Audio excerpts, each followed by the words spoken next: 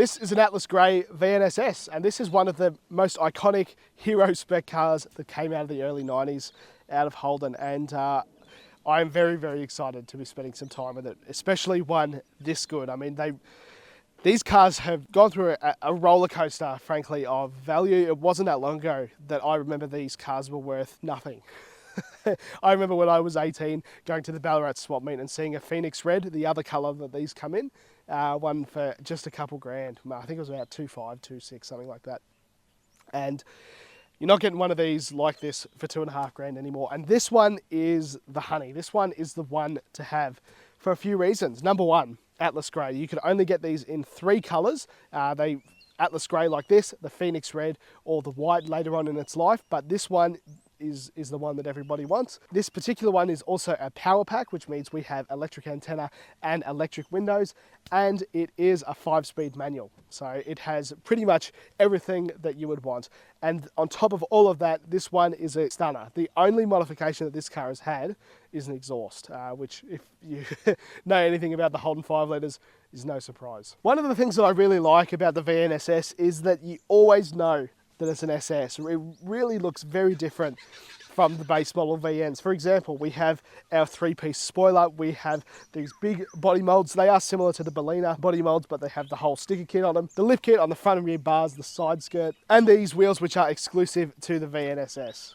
And on top of these, all of these door molds are black, unlike the unpainted plastic of the executives, and we have body colored door handles. And the front end is a lot more aggressive than a normal VN, and probably the bit that highlights this the most are those fog lights. Very hard to find good ones now, and one of the most iconic pieces of design on the VN SS. Now, this car was really important to the Australian motoring story. If we go back to the late 80s, things were starting to look good in Australia, and V8s started to gain a bit more momentum. I mean, if we have a look back, there had been, yes, Holden did have the 308 and then the 304 with a carby in the VL. But in terms of refinement, this was a lot more refined, a lot more daily drivable, and a big step forward than anything with a carburetted for daily driven use. And it was a lot of firsts for Holden. This was an entirely new body, new engine, new computer, new interior. It was massive. And obviously they kept this sort of chassis all the way until the late 90s, ending with VS. So this car in this condition is very rare. You don't see these now because, as I mentioned before, they have gone through a bit of a roller coaster of values, and that means that they have gone all the way down, and fortunately they are right on their way back up again. And on their way down, these cars were daily driven and used as burnout cars and donor cars for other stuff, and those days are gone. But that means that good original examples like this are very hard to find. Just little things like there's no subwoofers in the parcel shelf, there's no speakers cuts out in the door cards. Like, I know that seems something minor, but that is somehow this car has escaped all of that early 2000s buggery. I don't know what else you would call it. And I think one of the things that shows this well is the toe ball has actually been chromed by its original owner all the way through. And I think that is just a reflection of how much he cared about this car. So that's really cool. This particular one is a 2-owner car. So the old boy had it for a really long time. His son owned it then, and it has been sold on now. So it's on its 3rd owner, but this car will go up for auction very shortly. So before that happened though, I really wanted to show you guys this, and it's so cool. It really takes you back to that time, and hopefully you can see it in my face, but I really like these cars. I really do. And this one in this spec is the Golden Goose. And under the bonnet here is what I was mentioning before, the Holden injected 5 litre. Now, I did mention before it's a new engine. That is not completely true. We have had this engine in some form for a really long time. Obviously, this one has changed a little bit with injection, and it's a little bit smaller, 304 rather than 308, but it is similar to its earlier Holden motors. But I love these engines. I have had a 5 litre in my life since I was 18, 19 years old. I absolutely love these engines. No, they're not the fastest cars by today's standards, and something as simple as an ASX or Mitsubishi ASX or something like that is probably going to leave one of these standard for dead. But I don't know, would you rather cook your burger in the microwave or an oven? I think I'd rather have the oven. Anyway, finding good original ones of these is really hard to find. One of the things that always gets taken are these intakes, the airbox. Again, because of the original owner of this car, and its current owner too, I guess, is it has escaped all of that stuff. And finding one like this is really refreshing. So as I mentioned before, the interior of these, I really, really like this second gen SS interiors because they're not that different than the executives, but there are some differences, as I'll go through quickly.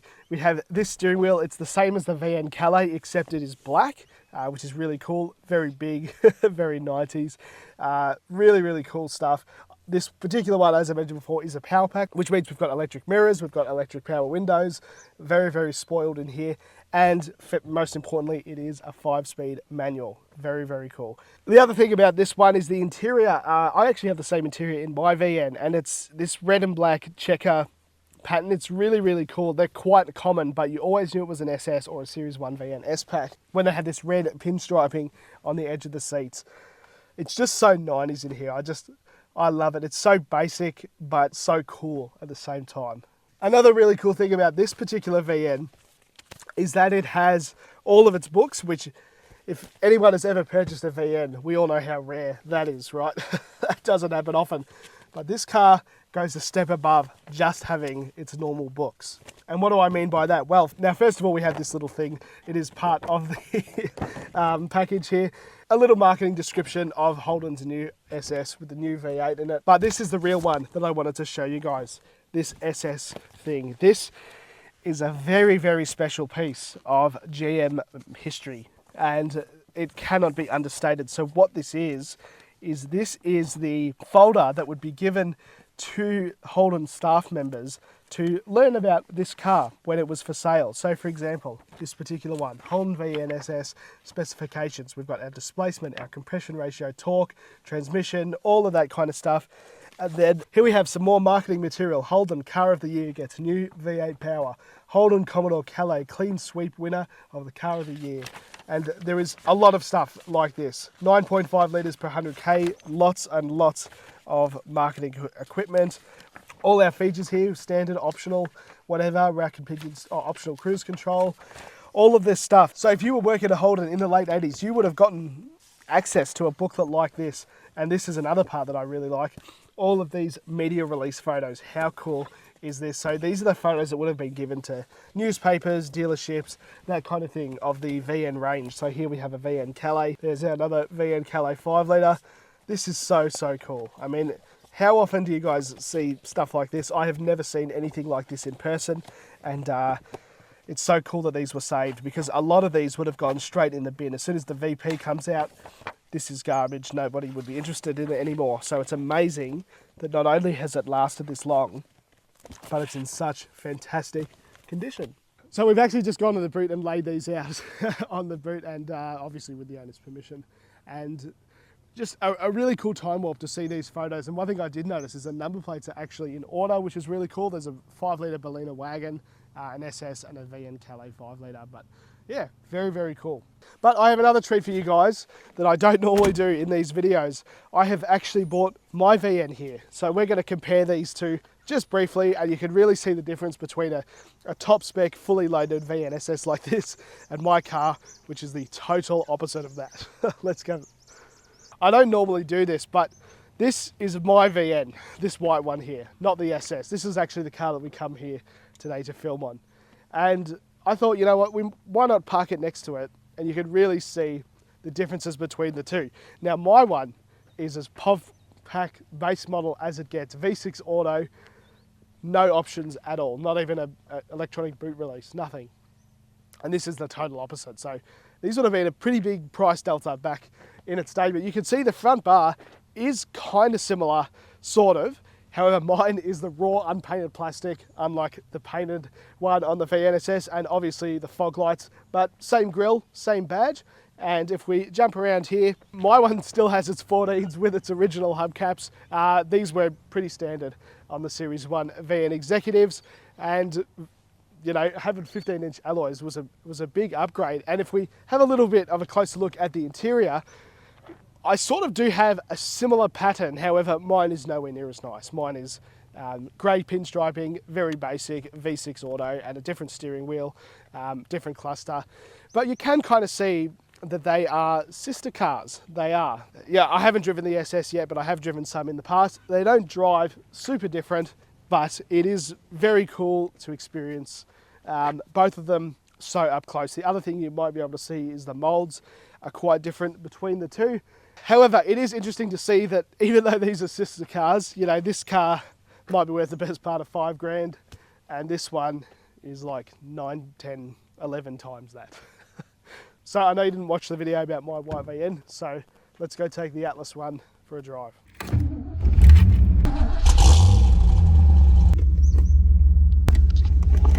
All right, it is the first time that I've ever driven this, and it's got a nice clutch. That's my, my first thoughts. Wow, the clutch is really good, and so is the box. Okay, I've been very, very fortunate in my life to drive lots of V8 5-speeds. This one is really good. Steering is tight as a drum already. Wow, it's hard to believe that this and my red VN are the same car. Again, we're only on a small road, you know, we're not going to give it a hard time or anything. But, you know, the SSs are about noise. You know, anyone that has driven one of these, comparing them to modern cars, it's not really a fair comparison, especially in terms of speed and stuff. But, you know, as I said earlier in the video, do you want your burger cooked in the microwave or the oven? Sometimes the oven, you know, you wait a little bit longer, but it's worth it. Again, I'm not even really revving it out there, and I think sometimes with these cars,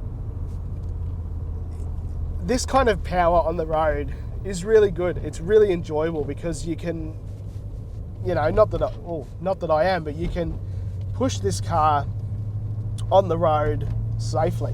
Where if it's making 400 kilowatts with a twin turbo LS or something like that, you're not going to be able to do that. So it's a very cool experience. I love the huge steering wheel.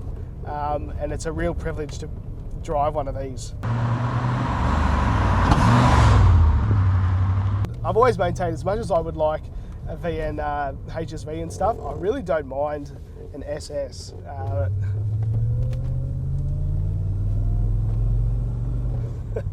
And it's really interesting how much these cars have changed from, yeah, they've just become icons. And I guess that has happened with a lot of Holdens. You know, another one that comes to mind is the VL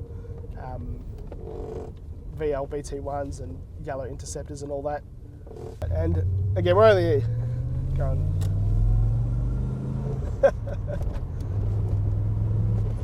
It's just such a cool thing, such a cool sound, a fantastic experience. And I think if I was looking for a brand new car when these were out, I don't know how I would have passed this up.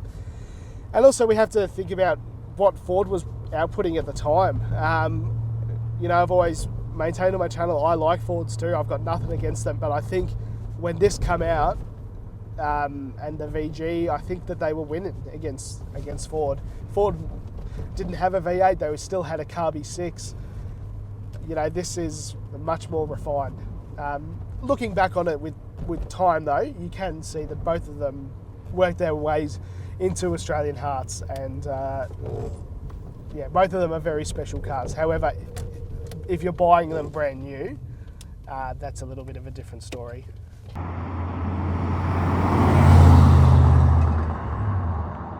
I just love that even though this is a much nicer example than my red VN, a much more refined example, it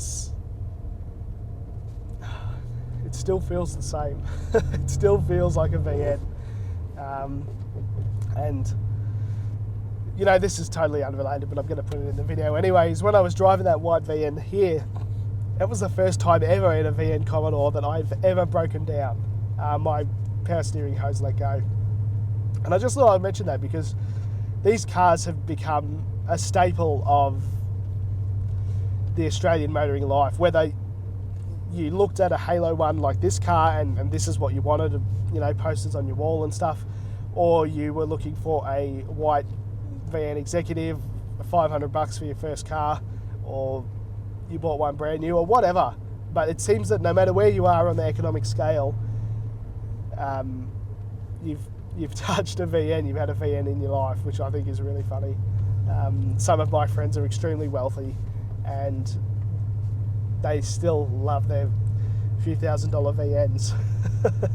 So yeah, they're a very, very likeable thing.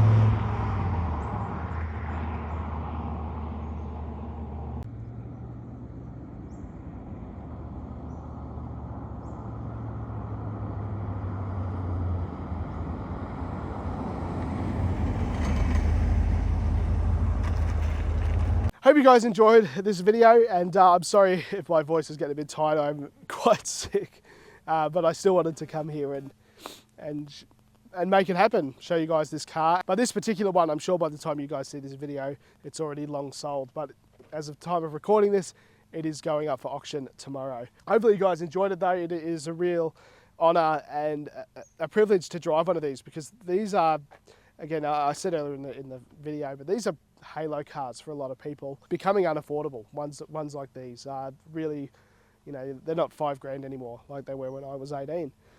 So thank you guys for watching, following along, and also a big thank you to Holdcom for sponsoring the channel. And if you guys use my code, you're able to save 5%, so a big thank you to those guys as well. They have a ton of cool products, a ton of cool stuff, and they're going to be helping me get some of my other cars on the road, and hopefully looking as good as this VN SS. So thank you guys for liking, following along, subscribing, all of that kind of stuff. I really, really appreciate it. And if you guys would like your car on the channel, then feel free to get in touch. But otherwise, thank you guys for watching.